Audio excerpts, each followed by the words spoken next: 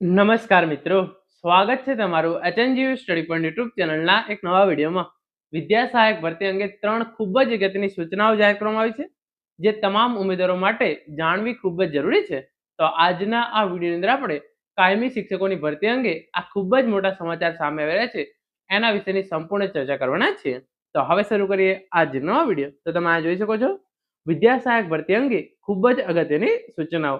તમામ ઉમેદવારો માટે 3 ખૂબ જ અગત્યની સૂચનાઓ જાહેર કરવામાં આવી છે.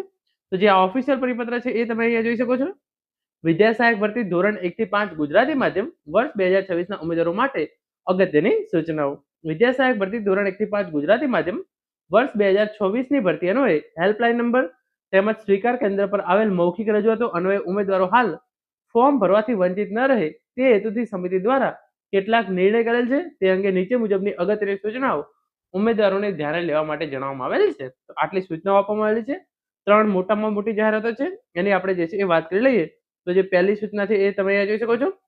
લોક ભારતી અધ્યાપન મંદિર સનોસરા ખાતેથી PTC/DLED કરેલ ઉમેદવારોને હાલ કામ ચલાઉ રીતે ઉમેદવારી કરી શકશે. એટલે કે જે લોક ભારતી અધ્યાપન મંદિર સણોસરા ખાતેથી જે પણ લોકોએ પીટીસી અથવા તો DLED કરેલ છે એમને હાલ કામ ચલાઉ તરીકે ઉમેદવારી ફોર્મ ભરી શકશે. તેમજ જે ઉમેદવારો આ સંસ્થામાં હાલ બીજા વર્ષમાં અભ્યાસ કરતા હોય અને ટેટ 1 ની પરીક્ષા પાસ કરેલ હોય તેવા ઉમેદવારો પણ કામ ચલાઉ રીતે ઉમેદવારી કરી શકશે. આ ઉમેદવારોએ ભવિષ્યમાં ગુજરાત રાજ્ય પ્રાથમિક શિક્ષણ પસંદગી સમિતિ અને શિક્ષણ વિભાગ જે નિર્ણય કરે તે બંધન કરતા રહેશે અને તે મુજબની બાંહેધરી ઓનલાઈન ફોર્મ ભરતી વખતે આપવાની શરતે ઉમેદવારી નોંધાવવાની રહેશે.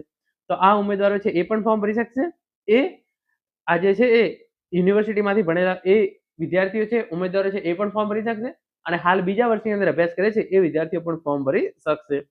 એના પછી જે બીજી સૂચના છે એ તમે એ જોઈ શકો છો. જે ઉમેદવારો diploma in education, special education અથવા 4 વર્ષીય ઇન્ટિગ્રેટેડ એજ્યુકેશનના અંતિમ વર્ષમાં હોય અને ટેટ 1 ની પરીક્ષા પાસ કરેલ હોય તેવા ઉમેદવારો હાલ કામ ચલાઉ રીતે ઉમેદવારી કરી શકશે. પરંતુ તેમની ઉમેદવારી અંગે જે પણ નિર્ણય શિક્ષણ વિભાગ દ્વારા લેવામાં આવશે એ આખરી નિર્ણય રહેશે. તો ડિપ્લોમા ઇન એજ્યુકેશન અથવા તો 4 વર્ષનો જે ઇન્ટિગ્રેટેડ એજ્યુકેશન કોર્સના છેલ્લા વર્ષમાં વિદ્યાર્થી હોય અને ટેટ 1 ની પરીક્ષા પાસ કરેલ હોય તેઓ પણ ફોર્મ ભરી શકશે. જે ઉમેદવારો ઓપન એન્ડ ડિસ્ટન્ટ એજ્યુકેશનથી સ્નાતકની લાયકાત મેળવેલ હોય તેવા ઉમેદવારોની આવી લાયકાત જે યુનિવર્સિટીમાંથી મેળવેલ હોય તે યુનિવર્સિટીને ઓપન એન્ડ ડિસ્ટન્સ એજ્યુકેશનની અભ્યાસક્રમ ચલાવવા અંગેની જરૂરી મંજૂરી અંગેના આધારો ઓનલાઈન ફોર્મમાં અપલોડ કરવાના રહેશે. તેમજ જિલ્લા સ્વીકાર કેન્દ્ર પર જરૂરી ચકાસણી કરાવ્યાથી વિદ્યા સહાયક ભરતીની અંદર ફોર્મ ભરાવી શકાશે.